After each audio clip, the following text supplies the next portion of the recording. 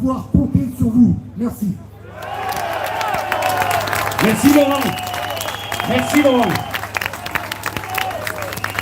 L'arrêt de nos métiers frappe bon nombre de professionnels liés à la restauration et à l'événementiel.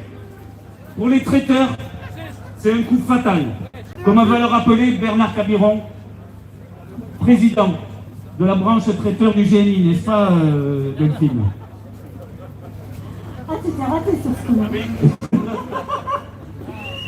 Bernard Cabiron, alors, qui était effectivement premier traiteur du Languedoc, vice-président des traiteurs de Gironde, organisateur de réception, et qui va vous dire comme dans le film Le sens de la fête, qu'en ce moment c'est plutôt la défaite. Bravo. Oui.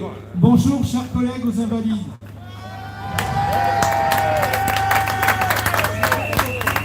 Nous les traiteurs invalides, nous le sommes depuis plus de 9 mois, arrêtés depuis 9 mois.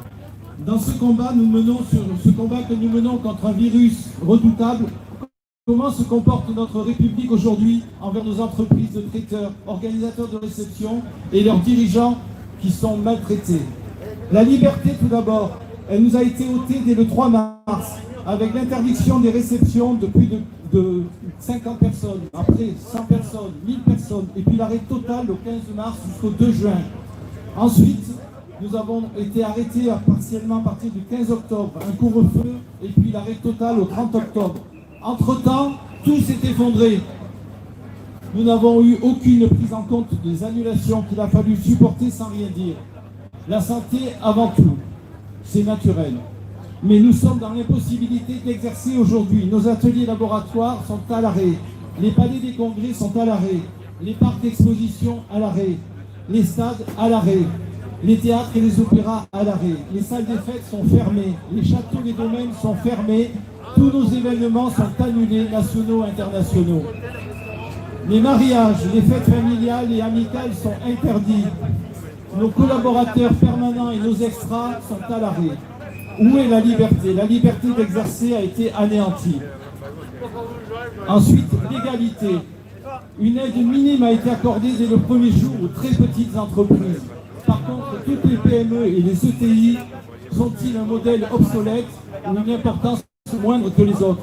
Aucune aide ne nous a été accordée car nous employons plus de 20 salariés au premier confinement, plus de 50 au second confinement. Il aura fallu attendre le 1er décembre pour qu'enfin nous existions à égalité entre tous.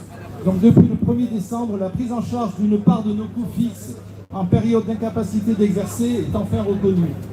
Jusqu'à quand cette reconnaissance sera-t-elle?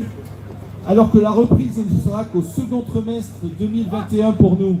Depuis mars, nous sommes arrêtés. Nous demandons la poursuite de cet appui tant que notre activité n'aura pas repris valablement. Qui peut valablement dire qu'il peut continuer d'exister avec un chiffre d'affaires entre 30 et 50% de la normale? Comme tous les pros de l'événementiel, puisque nous sommes les restaurateurs de l'événementiel, nous ne reprendrons pas avant plusieurs mois, tout au mieux le second semestre 2021. Cependant, le chômage partiel nous a appuyés et nous maintenons les emplois de nos collaborateurs.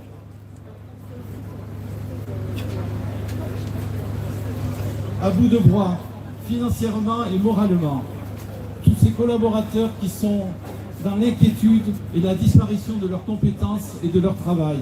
Alors que nous-mêmes, les chefs d'entreprise non salariés, nous n'avons reçu que la modeste somme de 1 250 € depuis le mois de mars. Grâce à la caisse de retraite, et non pas à la caisse de chômage, à la caisse de retraite. Où sont l'équité et l'égalité dans ces entreprises et par rapport à nos citoyens? Sur quels critères absurdes et iniques ont été générés les fonds de solidarité depuis mars à novembre? Retrouvons le bon sens. Troisièmement, la fraternité. Nous les traiteurs qui sommes une profession avec de gros investissements, des charges fixes importantes par nos ateliers, coûteux, les normes sanitaires européennes, la RSE, le développement durable. Notre résilience est plus faible que nombre d'entreprises touchées par cette crise.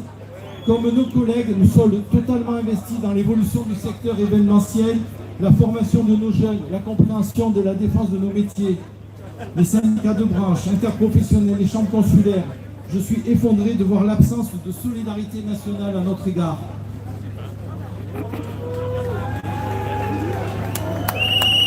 une solidarité qui doit se